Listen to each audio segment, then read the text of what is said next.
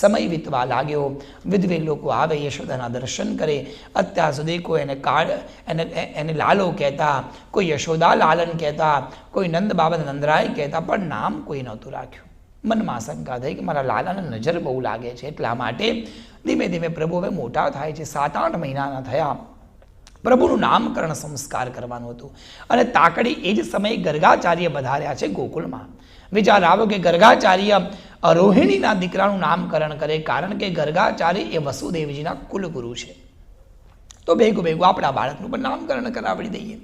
યશોદાએ બધી વાત કરી. નંદરાયે ગર્ગાચાર્યને કીધું કે તમે અમારા બાળકોના નામ રાખો. ગર્ગાચાર્યએ કીધું નામ તો હું કરું, નામકરણ કરીશ, પણ કોઈને બોલાવાના નહીં, કોઈને કીધા વગર ગૌશાળામાં નામકરણ કરીએ. જો બધાને ખબર પડશે તો સારું નહીં. અને યશોદા કે મારા દીકરાનો પહેલો પ્રસંગ સાદયથી કેમ? પહેલું નામકરણ સંસ્કાર આવે, મારે તો ધામધૂમથી કરવું છે. પણ સમજાવ્યું કે આમે વારે ઘડીએ દીકરાને નજર લાગે, અપરાધ થાય, એના કરતાં આપણે કોઈ નથી બોલાવા. પૂજામાં ધ્યાન આપીએ, સરસ પૂજા કરીને બાળકને નામ આપીએ. રોહિણીજી યશોદાને કીધું, યશોદાજી આજે ગર્ગાચાર્ય બહુ વિદ્વાન છે, ભૂત ભવિષ્ય વર્તમાનને જાણે. ઓ એમ? તો એક કામ કરી આપણે પરીક્ષા લઈએ. છોકરાઓ બદલી નાખ્યા. કનૈયો હતો એ રોહિણીને આપ્યો, અને રોહિણીનો દીકરો યશોદાએ ખોળામાં લીધો. અને યશોદાએ રોહિણીને કીધું તમારા ગુરુજી હોશિયાર હશે તો ખબર પડશે કોણ નાનો અને કોણ મોટો. હવે ધ્યાન આપજો, આ ભગવાનની જ લીલા છે. ગયા જન્મમાં કૃષ્ણ રામ હતા, અને ગયા જન્મમાં બલરામજી લક્ષ્મણ હતા. દર વખતે રામ ભગવાન જ બેટિંગ કરે, લક્ષ્મણનો વારો ક્યારે આવ્યો? જ્યાં જ્યાં અસુર જોડે લડવા ગયા, રામ એકલા લડ્યા. લક્ષ્મણને કોઈ દિવસ ભગવાને યુદ્ધ નથી કરવા દીધું.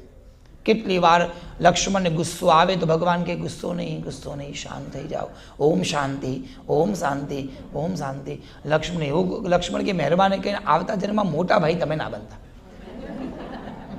મોટો તો હું જ બનીશ, પછી તમને ખબર પડે કે મોટો ભાઈ આ રોકે તો કેમ થાય. ભગવાન કે કશો વાંધો નહીં.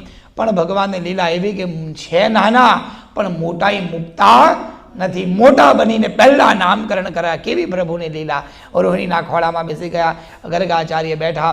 ગણેશ પૂજા, પુણ્યાહ વાચન આદિ કર્મ કરાવડાવ્યા. અને પછી બંનેના જન્મ સમય પ્રમાણે કુંડળીઓ જોવામાં આવી.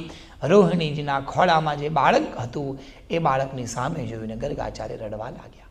હે પ્રભુ, કેવી તારી કૃપા છે!